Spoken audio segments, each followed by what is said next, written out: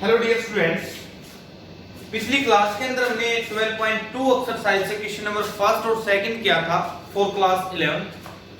आज की वीडियो में हम क्वेश्चन नंबर थर्ड का सॉल्यूशन देखते हैं। डिस्टेंस फॉर्मूला से हमने किसी भी दो पॉइंट्स के बीच डिस्टेंस सोल्व की थी, डिस्टेंस निकाली थी। वहां पर कोई भी 3D के अंदर मान लिया दो पॉइंट्स हैं, तो टू डायमेंशनल ज्योमेट्री के अंदर दो पॉइंट्स के बीच हमने डिस्टेंस निकालना सीखा था 10th क्लास में। 11th क्लास में हमने 3 डायमेंशनल ज्योमेट्री के अंदर जब दो पॉइंट्स गिवन थे तो उनके बीच डिस्टेंस का एक फॉर्मूला पढ़ा था। फॉर्मूला डिस्टेंस का पढ़ा था हमने x2 x1 whole square plus y2 y1 whole square plus z2 z1 whole square और कंप्लीट द स्क्वायर रूट। ये फॉर्मूला हम पढ़ चुके हैं। इसी फॉर्मूला पे बेस क्वेश्चन नंबर थर्ड है। अब यहाँ पर वर्टिसेस आपको गिवन है, ट्रायंगल गिवन है, वर्टिसेस गिवन है। मान लिया ये ट्रायंगल गिवन है आपको ए बी और C. 0 7 -10 1 6 -6 and the 4 9 -6 are the vertices of आइसोस्केल ट्रायंगल। वेरीफाई करने हैं। अब बेटा आपको पता होगा आइसोस्केल ट्रायंगल कौन सी होती है? जिस ट्रायंगल के अंदर कोई भी दो साइड्स इक्वल होती हैं। किसी ट्रायंगल या तो AB इक्वल टू AC हो या AB इक्वल टू BC हो या AC इक्वल टू BC हो। अब यहाँ पर A गिवन है 0 7 -10 और B गिवन है 1 6 -6 एंड द C पॉइंट 4 9 -6। हमने लेट कर लिया यहाँ पर A B और C। अब आप डिस्टेंस निकालोगे, AB की डिस्टेंस, AC की डिस्टेंस, BC की डिस्टेंस। अब यहाँ पर हम जब AB डिस्टेंस निकालेंगे, ये पॉइंट हम लेट कर लेते हैं x1 y1 and z1। This is x2 y2 and z2। Formula हमने पढ़ा है x2 x1 whole square plus y2 y1 whole square plus z2 z1 whole square और कंप्लीट द स्क्वायर रूट। तो अब यहाँ से AB इक्वल टू, अब value put कर दीजिए। x2 क्या है? x2 है 1 - 0 स्क्वायर प्लस y2 y1 तो 6 7 स्क्वायर प्लस z2 -6 और z1 -10 माइनस यहाँ क्या हो जाएगा plus 10 whole square complete the square root. तो AB इक्वल टू 1 - 0 1 का स्क्वायर 1 6 7 -1 का स्क्वायर 1 प्लस -6 प्लस 10 4 का स्क्वायर 16। तो ये हो गया हमारे पास अंडर रूट 80। तो इसको क्या लिख सकते हो आप? 3 × 3 × 2 3 3 का 9 2 12। अंडर रूट से बाहर कोई भी नंबर आएगा तो यहाँ पर दो बार मल्टीप्लाई होना चाहिए। जैसे यहाँ पर 3 है तो एक बार बाहर 3 आएगा। तो हमारी जो ए बी साइड है वो कितनी आ गई? 3 अंडर रूट 2 के इक्वल। चलो अब हम BC साइड निकाल लेते हैं। BC साइड, अब BC निकालो, AC निकालो, मर्जी है तुम्हारी। जैसे x2 y2 z1 ले रखा है तो इसको x1 y1 और z1 ले सकते हैं आप। किसी को भी x1 y1 z1 ले सकते हो, किसी को भी x2 y2 z2 ले सकते हो, क्योंकि यहाँ पर स्क्वेयरिंग होनी है। स्क्वेयरिंग तो पॉजिटिव आनी है, डिस्टेंस वैसे भी नेगेटिव नहीं होती। तो अब यहाँ पर करेंगे हम, जब BC निकालेंगे x2 x1 तो 1 - 4 का square 1 - 4 square plus 6 - 9 square 6 - 9 square plus -6 -6 और माइनस यहाँ प्लस हो जाएगा तो -6 + 6 whole square under the root. जब आप इसको सोल्व करोगे तो ये आएगा 1 - 4 3 -3 का स्क्वायर 9 प्लस 6 - 9 -3 का स्क्वायर प्लस 9। यहाँ ये 0 हो गया। 9 और 9 under root 18 that is equal to 3 under root 2। तो बेटा यहाँ पर AB इक्वल टू किसके आया? BC के। चलो एक बार हम AC और चेक कर लेते हैं, AC साइड और निकाल लेते हैं। AC इक्वल टू, तो देखो ये x1 y1 z2 है, x1 y1 z1 है, तो इसको आप x2 y2 और z2 पॉइंट ले सकते हैं। तो 4 - 0 square 4 - 0 square plus 9 - 7 square 9 - 7 square plus -6 minus क्या हो जाएगा वो प्लस कंप्लीट का स्क्वायर। 4 - 0 4 का स्क्वायर 16 प्लस 9 - 7 2 का स्क्वायर 4 प्लस यहाँ 4 बचा 4 का स्क्वायर 16 और यहाँ पे क्या हो गया under root 36 that is equal to 6। तो यहाँ से हमारे को क्या मिला है? AB equal to BC but not equal to AC। दो साइड इक्वल है ना बेटा, AB और BC। तो therefore these vertices are the vertices of a isosceles triangle। Next part check करके वेरीफाई करना है कि वर्टिसेस गिवन है और वो आपको चेक करना है कि राइट एंगल ट्रायंगल के।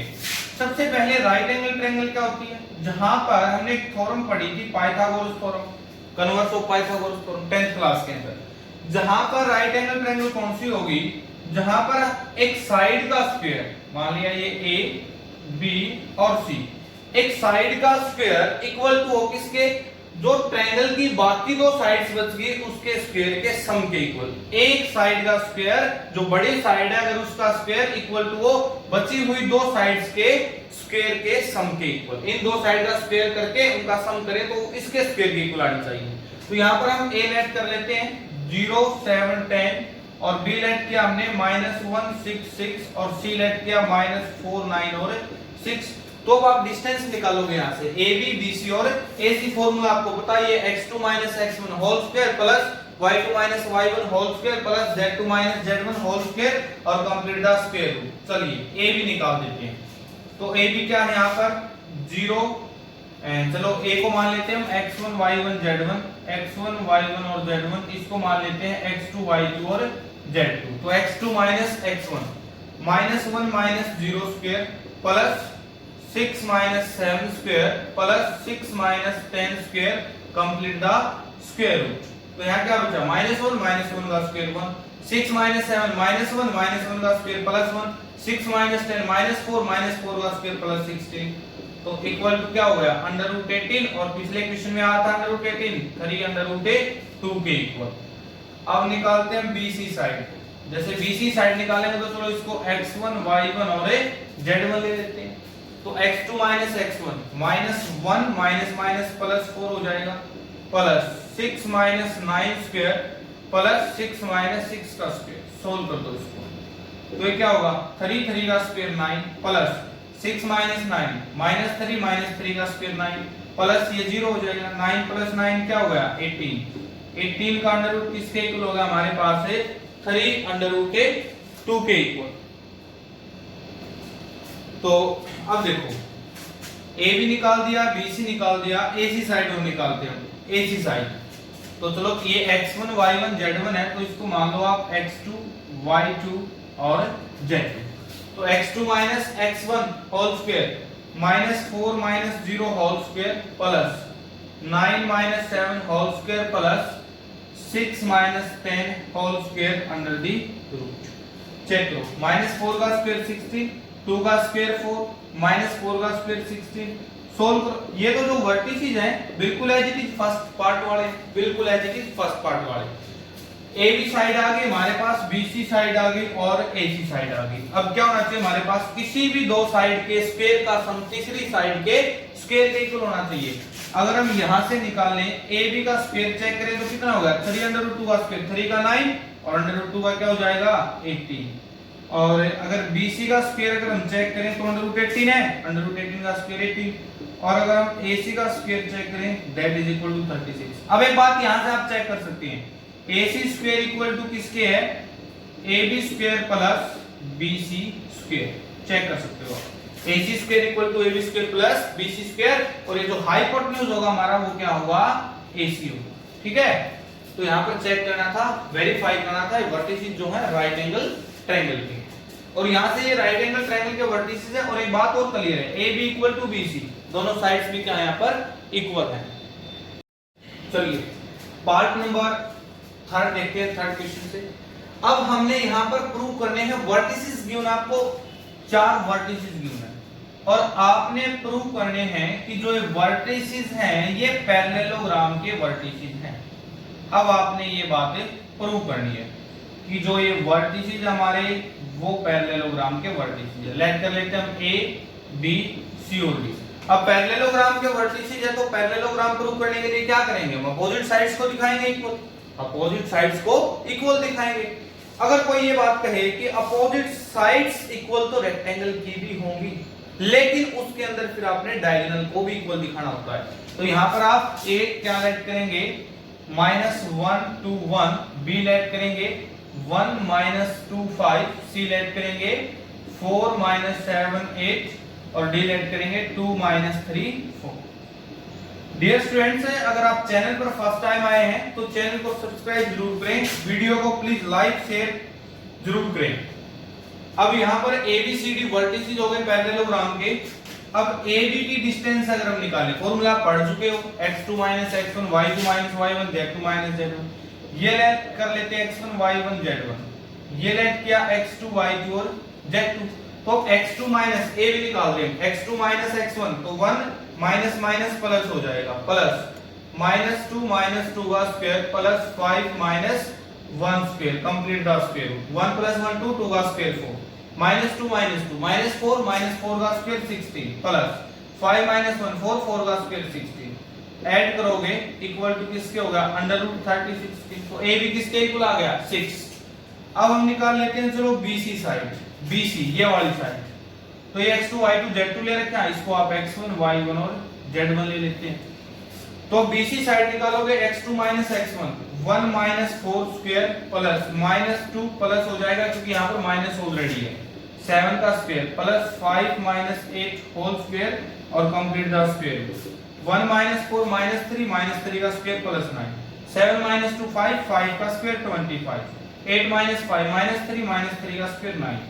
अगर आप इसको ऐड करोगे 25 और 9 34 और 9 √43। AB साइड निकल गई, BC साइड निकल गई। चलो अब हम निकाल लेते हैं CD साइड।